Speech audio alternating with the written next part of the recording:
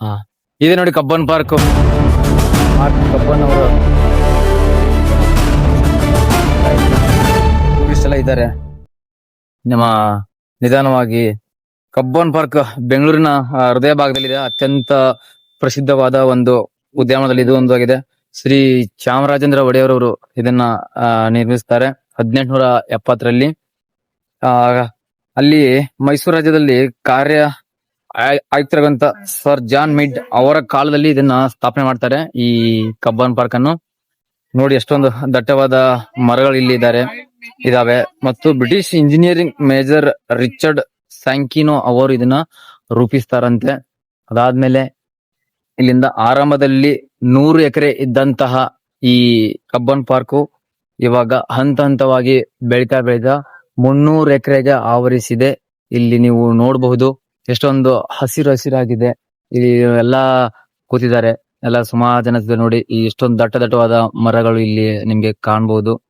ಬೇರೆ ಏನ ಕಂಡ್ರೆ ಬೇಜಾರು ಮಾಡ್ಕೋಬೇಡಿ, ಓಕೆನಾ. ಇಲ್ಲೆಲ್ಲಾ ಪ್ರೇಮಿಗಳೆಲ್ಲ ಇರುವಂತ ಸ್ಥಳ ಇದು. ನಾವು ವಿಡಿಯೋ ಮಾಡ್ತಾ ಇದೀವಿ, ಓಕೆನಾ. ನೋಡಿ, ಇಷ್ಟೊಂದು ಕ್ಲಿಯರ್ ಆಗಿ ಇಲ್ಲಿ ಕಾಣಿಸ್ತಾ ಇದೆ, ಓಕೆನಾ. 300 ಎಕರೆ ಅಲ್ಲಿ ಇರುವಂತಹ ಈ ಕಬ್ಬನ್ ಪಾರ್ಕ್ ಹಸಿರು ಪ್ರದೇಶವನ್ನು ಒಳಗೊಂಡಿದೆ. ಮೊದಲು ಇದು ಮಿಡ್ಸ್ ಪಾರ್ಕ್ ಎಂದು ಇದನ್ನ ಕರೀತಾ ಇದ್ರಂತೆ. ಅದಾದ್ಮೇಲೆ 1873ರಲ್ಲಿ ಮೈಸೂರು ರಾಜ್ಯದ ಆಯುಕ್ತರಾದಂತ ಶ್ರೀ ಮಾರ್ಕ್ ಕಬ್ಬನ್ ಅವರ ಪ್ರಯುಕ್ತವಾಗಿ ಈ ಕಬ್ಬನ್ ಪಾರ್ಕ್ ಅನ್ನು ನಿರ್ಮಿಸಲಾಗುತ್ತಂತೆ.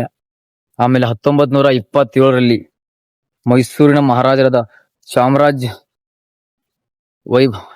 ಒಡೆಯರ್ ಅವರ ಸ್ಮಾರಕವಾಗಿ ಇದನ್ನು ಶ್ರೀ ಚಾಮರಾಜೇಂದ್ರ ಪಾರ್ಕ್ ಎಂದು ಕೂಡ ಇದನ್ನು ಹೆಸರಿದ ಮರುನಾಮಕರಣ ಮಾಡ್ತಾರಂತೆ. ಇದಾದ್ಮೇಲೆ ನಾವು ಇಲ್ಲಿ ಹೋಗೋಣ, ಸೈಡ್ಗೆ ಬನ್ನಿ. ಹಾಗೂ ಇಲ್ಲಿ ಸಾವಿರಾರು ಮರಗಳನ್ನು ನೆಟ್ಟಿದ್ದಾರೆ. ತುಂಬಾ ದಟ್ಟವಾದ ಮರಗಳು ಇಲ್ಲಿ ನಿಮ್ಗೆ ಕಾಣಸಿಗುತ್ತವೆ. ಇಲ್ಲಿ ನೀವು ಕಾಣಬಹುದು ನಡಿಗೆ ಮಾರ್ಗ ಕೂಡ ಇಲ್ಲಿ ಇದೆ. ಆಮೇಲೆ ಹಲವು ಐತಿಹಾಸಿಕ ಕಟ್ಟಡಗಳು ಕೂಡ ಇಲ್ಲಿ ಕಾಣಿಸ್ತವೆ. ಆಮೇಲೆ ಕಬ್ಬನ್ ಪಾರ್ಕ್ ಅಲ್ಲಿ ನಿಮ್ ಮತ್ತೊಂದು ಹೇಳ್ಬೇಕಂದ್ರೆ ಹಸಿರು ಶ್ವಾಸಕೋಶ ಎಂದು ಪ್ರಸಿದ್ಧವಾದಂತ ಬೆಂಗಳೂರಿನ ವಾಕಿಂಗ್ ಆಗ್ಲಿ, ಜಾಗಿಂಗ್ ಆಗ್ಲಿ, ವಿಶ್ರಾಂತಿ ಮತ್ತು ಪ್ರಕೃತಿ ಸೌಂದರ್ಯವನ್ನು ಆಹ್ವಾನಿಸುವ ಸಾವಿರಾರು ಜನರು ಭೇಟಿ ನೀಡುವಂತಹ ಈ ಸ್ಥಳ ಕಬ್ಬನ್ ಪಾರ್ಕ್ ಆಗಿರುತ್ತದೆ.